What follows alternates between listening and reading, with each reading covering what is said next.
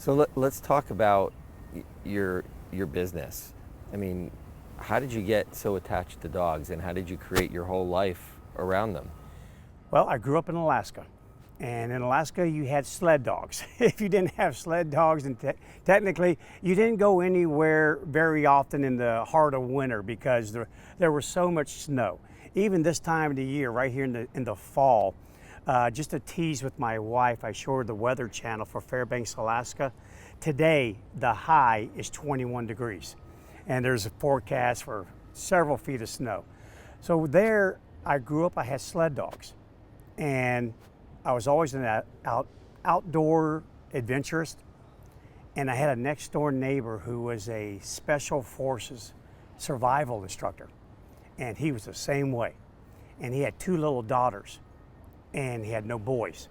So I became basically his adopted son, because the rest of my family, they didn't really care much about being outdoors, especially in the wintertime. I thrived on it. So for years, over 7 years, I traveled with him all over Alaska. And during those times, we encountered wolves. Wolves that were not afraid of mankind. Wolves in the 1960s. They would approach us, we could approach them, we could observe them.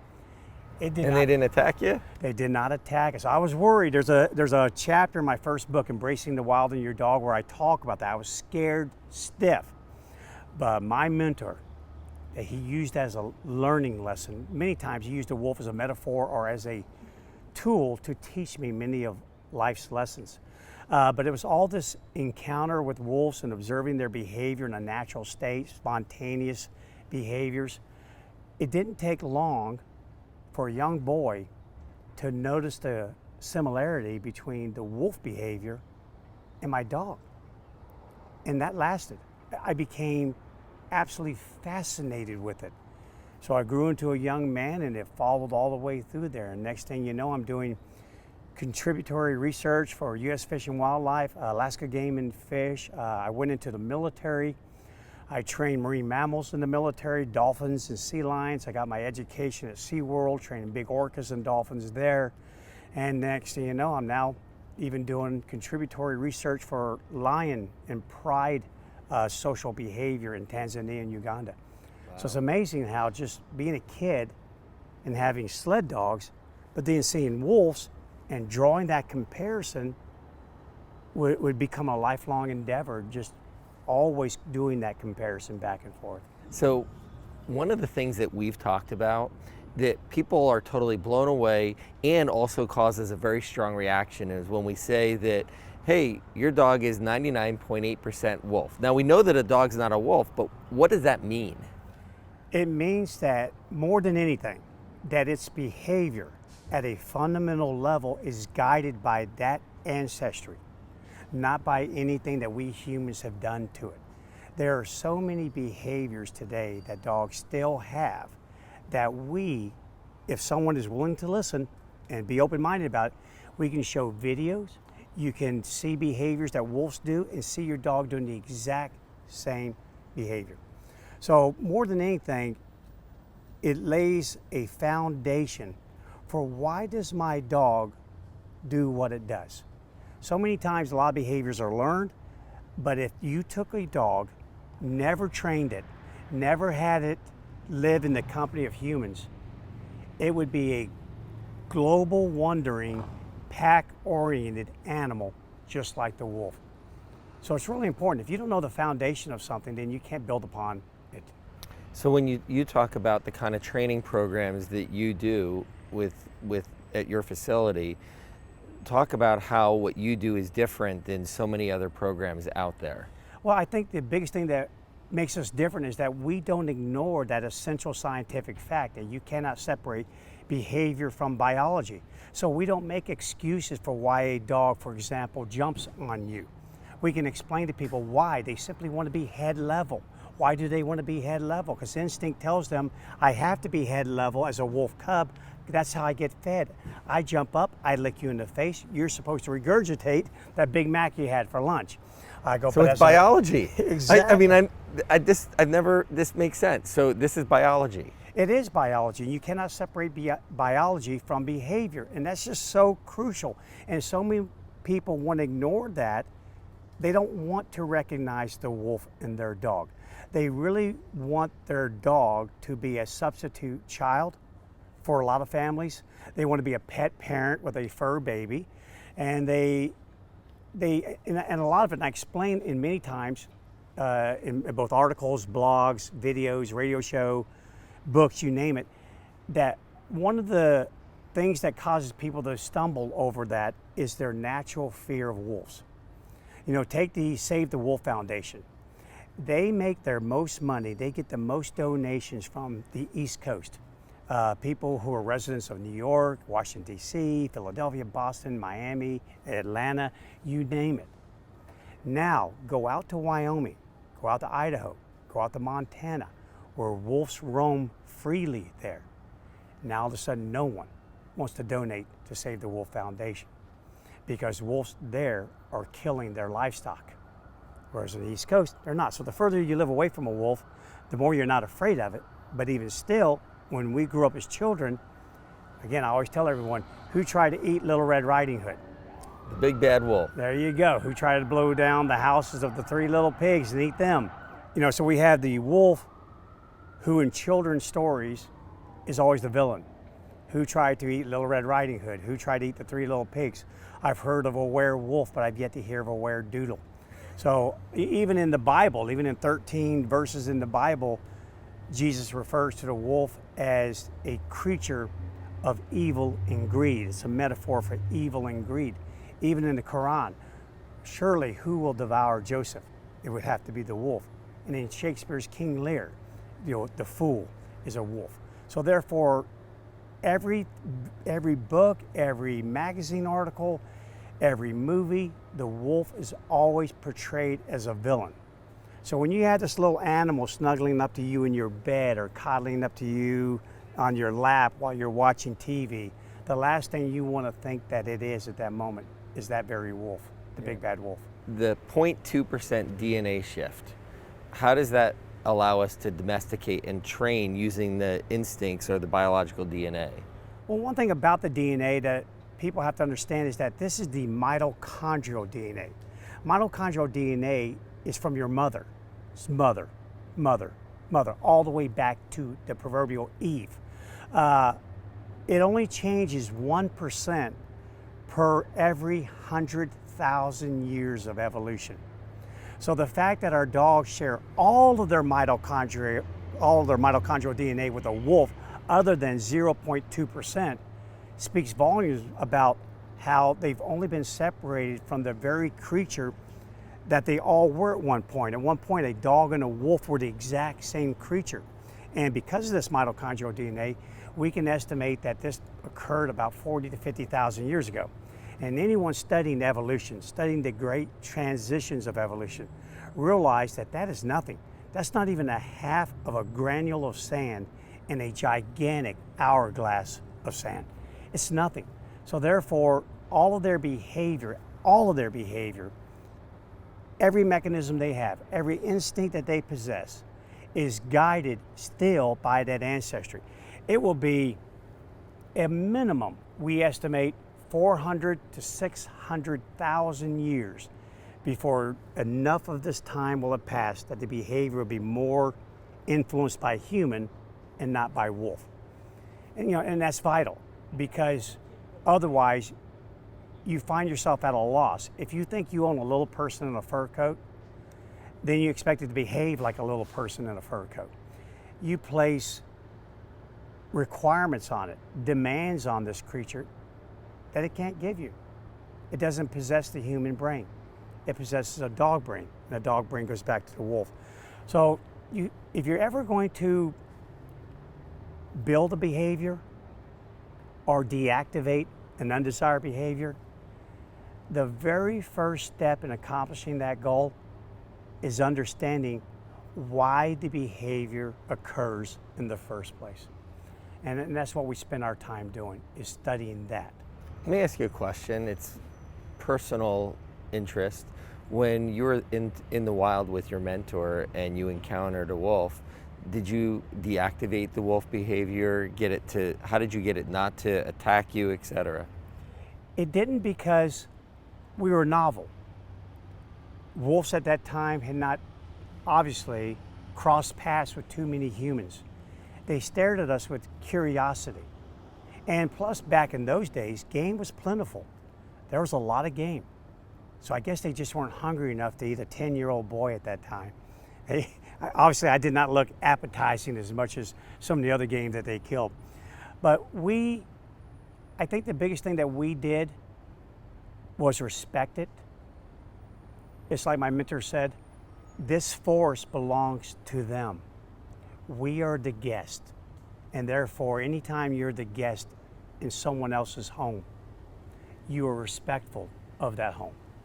And we always were. We were quiet. We did not intrude. If we came upon a pack and they were having pack time, and that's what they do. The parents do play with their offspring. We backed away immediately. If we were ever tracking wolves and we noticed that their pace changed from just a trot, what we call a kilometer eating trot that they can keep up all day long, when that changed into a lope and then finally into a gallop, we immediately broke off our track, because that was evidence that the wolves knew of us. And those particular wolves, for whatever reason, did not want us near them. And so by us continuing our tracking, we would have caused them to expend valuable calories that were not necessary at that moment. Our tracking them could have actually led to their death. So we were always respectful. We never intruded on their space. And they were respectful in their own way and did not intrude in ours. It was really, truly a magical time. That's actually so cool. I mean, you telling the story, it reminds me of a book. It was based, Call of the Wild? Is that Call of the Wild? Oh yeah, I've read it about 20 times as a kid. Yeah, I remember White Fang. Yeah, my uncle gave it to me for a birthday present when I was probably about 10, 12 years old. I remember it. When you're talking about it, I'm seeing the cover of the book with the gray wolf on the front cover. It's amazing because I actually got in trouble. In school, my interest was not in math and not in some of the history and English or everything. It was more in the wild. I loved biology. I loved any of the sciences that evolved around anything that had to do with the wolves and being outdoors. So I took that very book, almost ashamed to say, but I hid it inside of my big history book. And so while we were supposed to be reading our history book in class, I'm reading Call of the Wild. What, did you cut out your history book? No, there's one book stuffed inside the other. It's a really big, thick book. So, well, needless to say, my little secret was found out. And there was no more reading White Fang or Call of the Wild in the history class. That's fun. So when you do boarding, so you do a train and board program for your clients, you give the owners homework. We have to. A board and train program is really a neat program for so many ways. Number one, we get to really know the dog.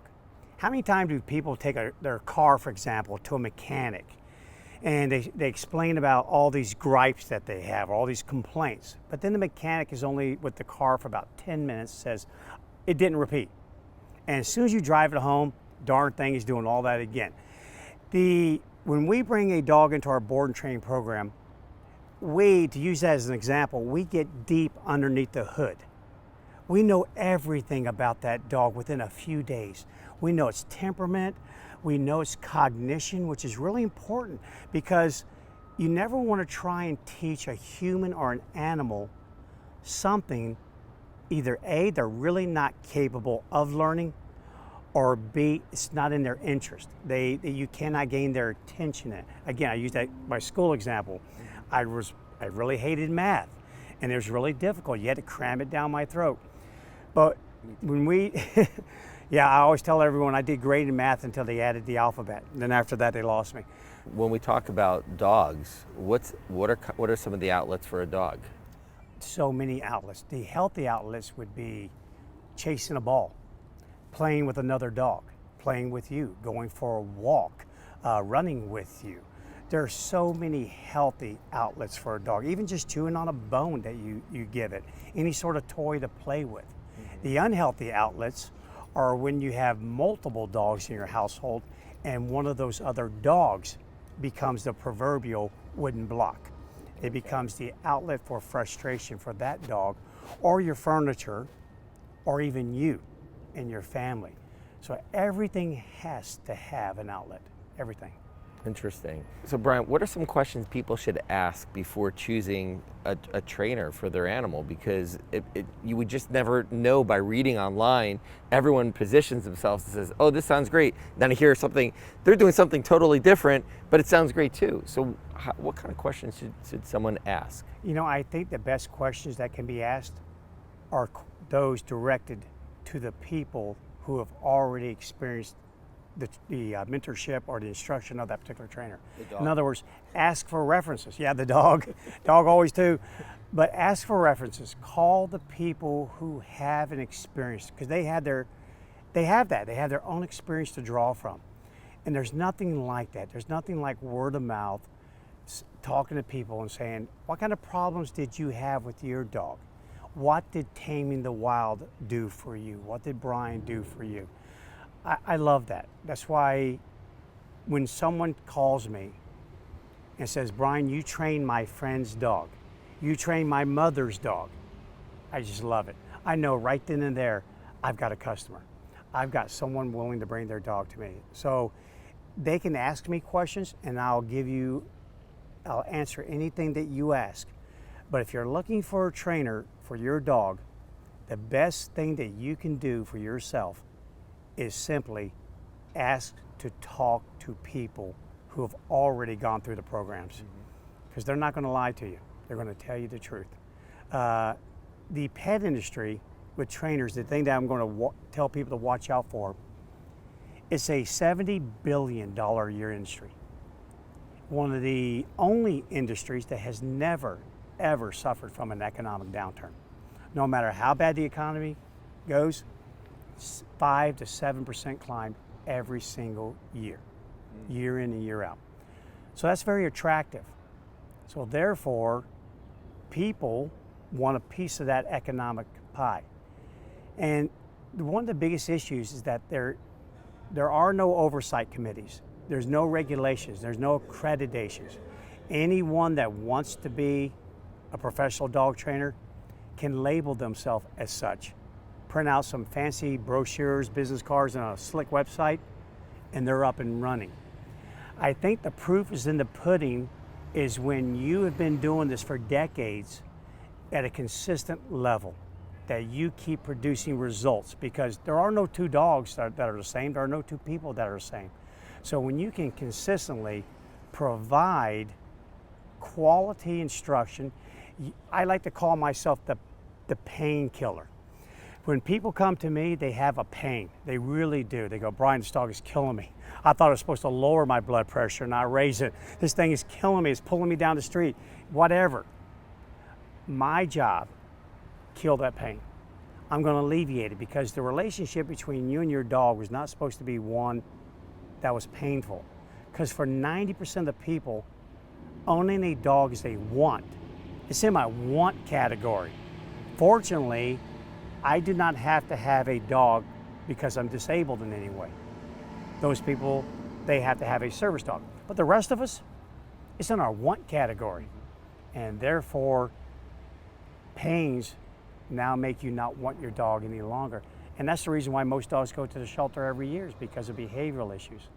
So again, I know I took a long route or journey to answer your question, but it's important I cover a few areas like that. One, do get references. Look for sustained quality work over decades, not just a year or two. Anyone who wants to modify the behavior of any animal should spend a minimum of 2,000 to 3,000 hours studying the spontaneous behavior of that species before they dare get their fingers in that pie. You mean I shouldn't just buy a franchise, go through 2 weeks of training, and then all of a sudden go train animals? I would highly recommend that you do your homework. By the way, I say this because that's what pops up on the web in every city across the country all the time.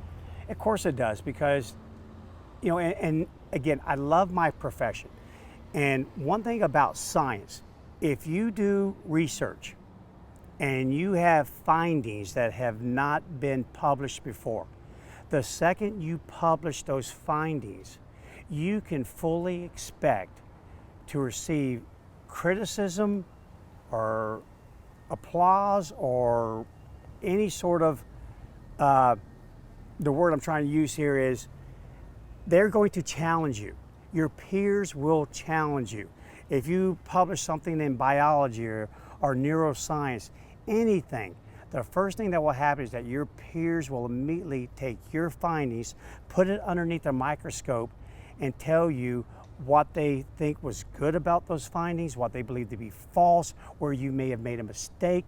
This is good because that's good for science. First of all, it does highlight any mistakes that you made. And two, it pushes us all harder.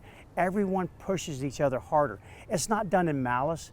It's done in the name of science.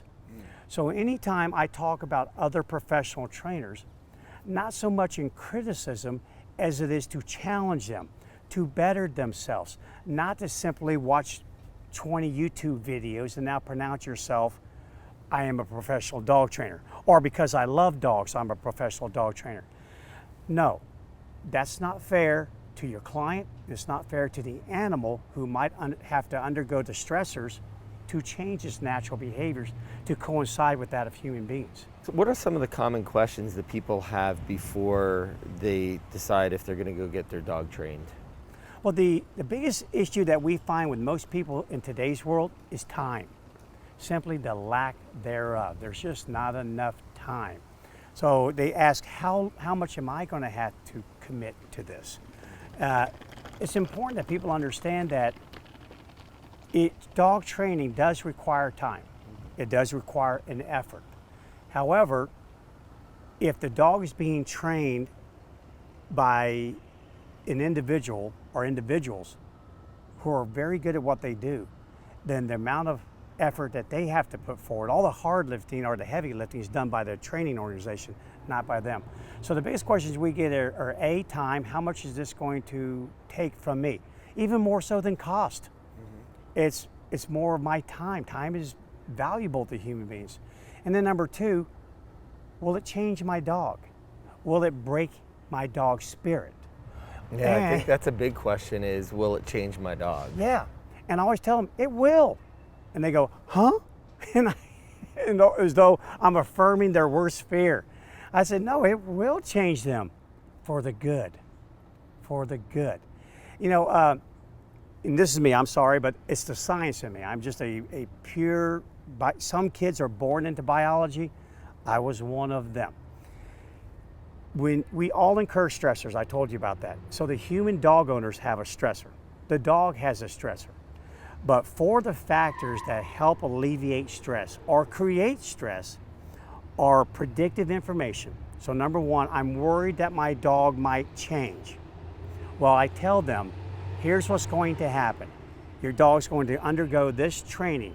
This is the methodology that we're going to use. At the end of the training program, this is where point B will now be versus point A. This is what's required of you. So like, there's no saying which devil's worse, the one you know or the one you don't know. Predictive information does one valuable thing for the dog and for that dog owner. Gives them control. Control, meaning, okay, I will do my homework. I will do what you tell me to do. Same thing for the dog. If the dog has predictive information, it can now control the outcome. And that's what training does for it. Because now when you say sit, I know what that means. And sit means to do this certain behavior. And if I do it, I'll get a reward. If I don't do it, I could get in trouble for that. So it simply allows the animal to now control. It's not something that I can't predict. It's not a foreign word or novel situation. So again, training helps clients by, when they're afraid that their dog's going to change, I tell them it's going to change for the better. And here's why. Two of the major factors that create stress, which then can create a whole host of problems, are immediately eliminated for both the owner and the dog because I give them information and I give them control, the ability to take control of their lives with their dogs and their dogs to be able to control how they perform for their owners. So if someone wants to work with you, do people fly their dogs in? Oh, we have people fly their dogs in, drive their dogs in. I even had a client walk their dog in. They lived about 2 miles away and they walked all the way to us with their dog. They come to us from everywhere by every mode of transportation available. So how do most people find out about you? They find out about us by word of mouth, number one, by far. It spreads everywhere, everywhere. We have clients, I do a lot of specialty work with dogs. I actually deal with dogs that have mental illnesses just like a human Depression. being. Yeah, depression, phobias, unusual fears, generalized anxiety disorders, you name it. They suffer from some of the same behaviors or illnesses that we have or conditions that we have. They really do. So because of that, there's not very many people that had that specialty type skill. So therefore, I'm sought out from all over the entire country in Canada and even in Europe to help people with their dogs. So people actually can come over from Europe? They can come over from Europe, and sometimes they can even just see me on a screen. On a Zoom? Yeah, like on a Zoom meeting. There you go, online, you bet. There's so many times I can help people if I can just talk to them, if I can just see their dog, if I can interview them and get questions to my answers. We can help them. So you just brought something up, and it makes me think of the working title for a book that we've discussed for you, Save the Dog, Euthanize the Human.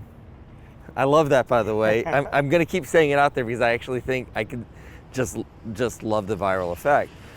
So what you're saying is, what I hear you saying when I hear that title, what I think of anyway, is the neuroses of our society, the challenges that people are facing, the obsessive compulsive disorders, treating Fido like a little kid that it's not, then in turn creates those same kind of challenges in the dog as well.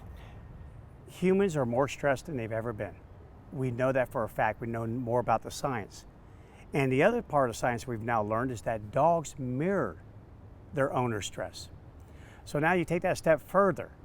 So many humans are becoming attachment styles. You can study this with Mary Ainsworth or Dr.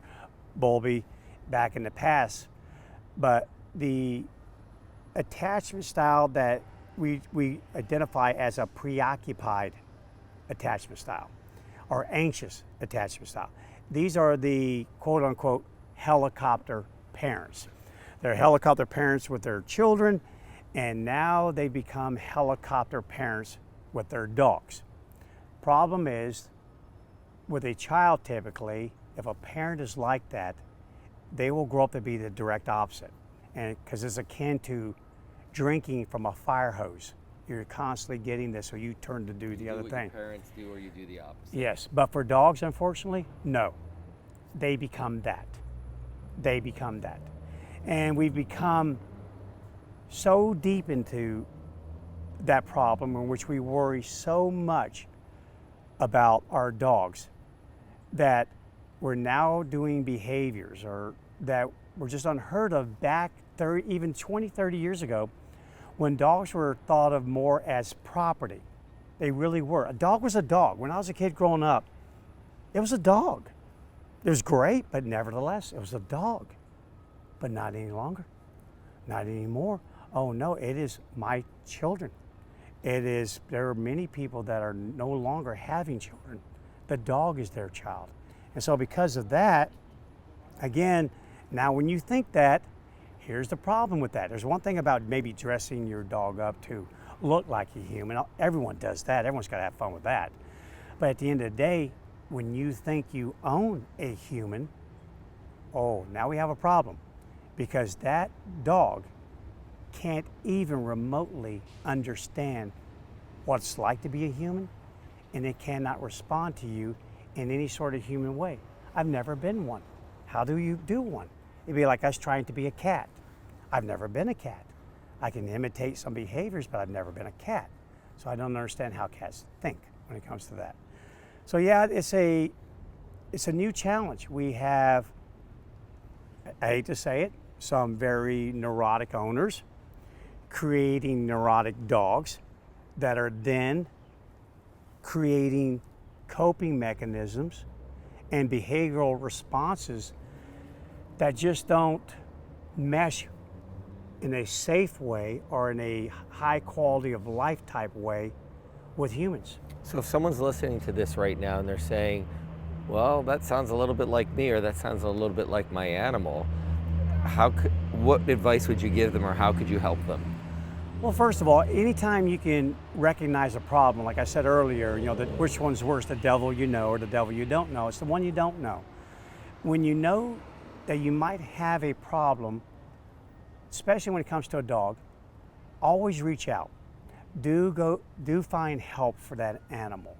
Contact a good, reputable trainer. Even contact a good friend who may be a human equivalent type behaviorist or psychologist. The issue is that when we don't seek help, or we want to deny that there's an issue, then for humans, how that the ontogeny of that is completely different than what happens with a dog. Dogs can only respond to different types of influence from humans in only so many ways. We have the ability to imagine. We have the ability, in fact, we're the only creatures, a funny thing is, that we can mobilize our stress response with just a thought. That we can just think of something dreadful and immediately we mobilize our stress response. But a dog doesn't. So that when you become stressed by that thought, for them, there is the possibility of a danger nearby, something very threatening for them. They become extremely worried.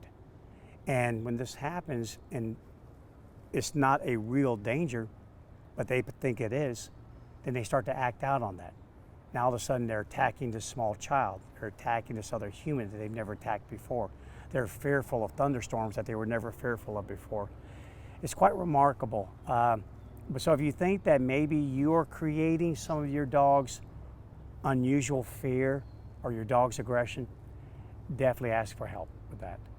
So if someone's having that problem, you can help the dog, and at the same time you'll recommend that if that's the case, you'll ask some questions of the human about some of the challenges they may be experiencing, so that way you can fix this problem, but it will reoccur and cause more stress if this doesn't get fixed over here as well. Absolutely. You have to do that. You have to, because unless you remove, I always tell people, anytime you're dealing with any sort of human or dog who is incredibly stressed, there's only a couple ways you can deal with that. Either avoid the provocative event or the stimulus. Case in point, if you're severely claustrophobic, I would recommend just stay out of closets. Don't go into anything, a tight space. You're good to go. You're afraid of flying, take another mode of transportation. But that being said, when you cannot avoid the provocative event, like most dogs, I live in this household, I live with this person, thunderstorms come, regardless of how much I pray that they don't come, they come anyway.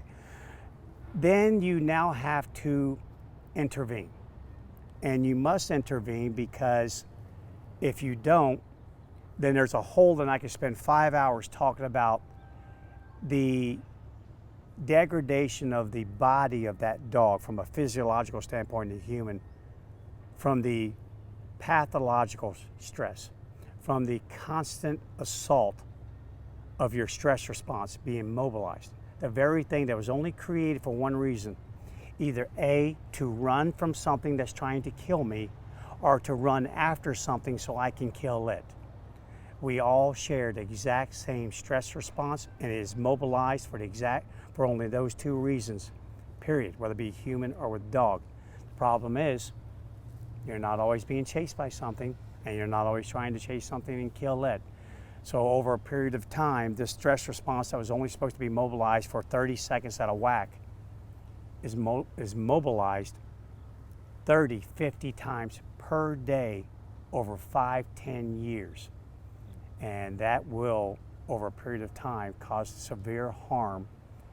It's been implicated in a shortened lifespan, reproduction failure, suppressed immune system, but number one by far, brain dysfunction. So again, you just connect all the dots. The breadcrumb trail is, if we treat our dogs in ways, whether we can help it or not, that causes them to be stressed multiple times per day at very high levels, over a period of time, we will harm the dog. The dog will then start to suffer from the same conditions as a human under those same conditions. Everything from elevated blood pressure for them, to a shrinking of their hippocampus, to everything from the death of neurons to the, I could talk science all day long. So let's ask you a question, because you are the premier expert on dog pharmacotherapy, and I said it right this time. You did say it right. Good job. What is that? Pharmacotherapy is when we blend medications with behavior. Hence, pharmaco, the medications, and therapy, the behavior. The medications are used to facilitate behavior. The neat thing about doing pharmacotherapy with dogs, even though it is an illness, is that they have no clue that they're on medications. So if we have to intervene, meaning we cannot remove the stressful stimulus or the event, the dog must endure it. The dog must live under those conditions, which many of them do. Then we have to intervene. We have to make sure that their arousal level, there's a huge difference between panic versus I'm concerned. When you're concerned, when you're under a mild to moderate transient stressor, your cognition is actually enhanced. So hence it's actually good for training to a certain degree. Because now if you had that happen to you, you'd think, oh, what did I do last time? How did I get away from this? How do I make this go away? And your brain is going 1,000 miles an hour. However, if that becomes prolonged or becomes a severe stressor, you black out. Ask people all the time, they do an interview. How'd your interview go? I can't remember it. I was so stressed out. Did you try out for that talent show? I did. How'd you do? I can't remember it. I blacked out for a moment. So pharmacotherapy is making sure that we use medications that if we diagnose that the dog may be suffering from the physiological effects of prolonged stress or traumatic stressors, we will intervene with medicines that can heal the brain, antidepressants, create more signaling in the brain, or we can step in using other medications like a benzodiazepine. Case in point, again, you're afraid of closets, but I gotta put you in a closet for whatever reason. We can give you a benzodiazepine that would make you fully aware of the fact that you're in a closet, but you just won't care as much. Which then allows us to step in and go, hey dog, did you know what? Closets are actually cool. They got toys in here. They got stuff to eat that is fantastic. And it's kind of like your own little private apartment.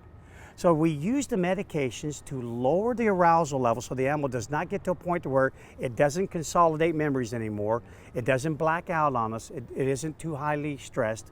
We trap it at a certain level. They maybe, if they could talk, they'd probably go, I really want to panic right now. And I normally would panic right about now, but they can't. It's magical. Now they're just concerned. And now we can show them that, you know what, dog?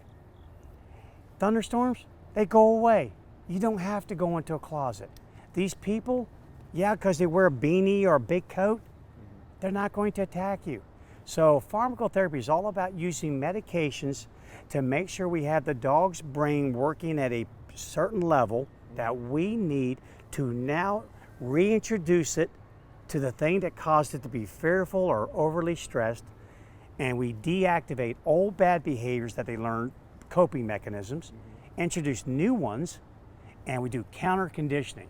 And when all of that is finished, here's the neat thing. They no longer have to take the medications. Wow. They roll off. No dog has to take medications for a lifetime. Awesome.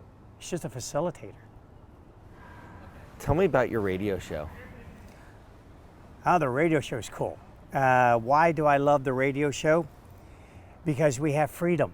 It's our opportunity to reach people outside of our area of Memphis and give them advice, because out there, unfortunately, like in everything, not just in the pet industry, in so many industries, you know as well as I do, that with the invention of the internet and with Google and everything else, if someone looks hard enough, they'll find the answer they're looking for. I feel like our job is to uncover articles in which the information is harmful. And that's what the radio show gives us the ability to do, is first of all, uncover it and just put it out there so everyone can hear it. You know, we don't tolerate anything that has been sensationalized to a point that's harmful.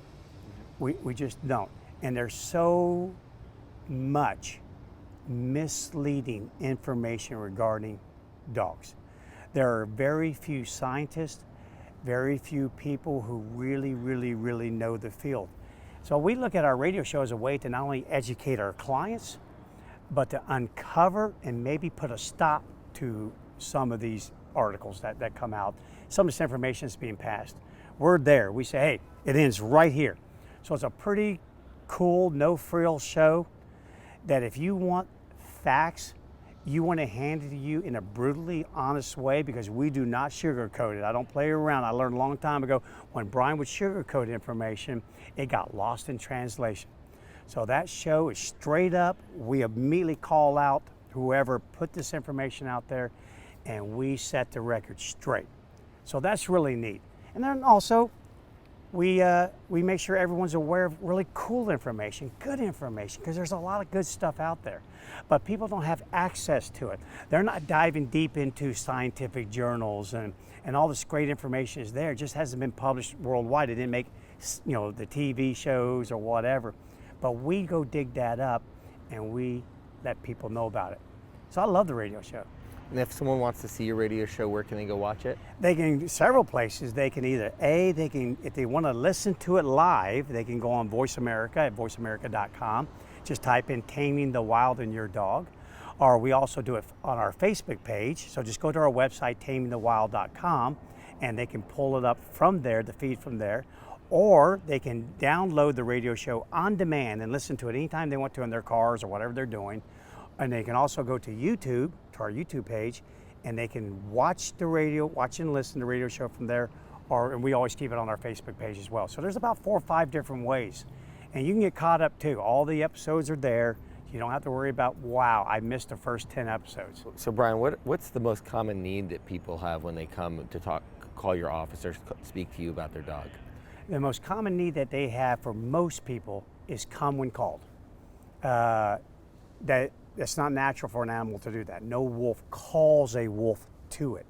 These are creatures who learned to be silent a long time ago, because if I go, hey, David, when you're sitting about 20 feet away, I just now announced to all of the prey that lives in the surrounding area that I'm there. So they learn, be quiet. Let me come to you, David.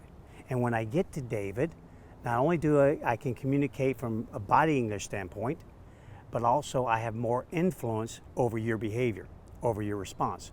So from a natural standpoint, there is nothing there. And therefore, come when called is one of the most difficult behaviors to train a dog to do reliably. You know, all dogs come when called occasionally. They all do. Maybe if I'm holding a treat, or I got a piece of cheese, or I've got the food bowl. But outside of that, now try using those same tactics when there's a squirrel involved outdoors, or when there's another dog running across the road, or they're at a dog park and they're not finished playing yet.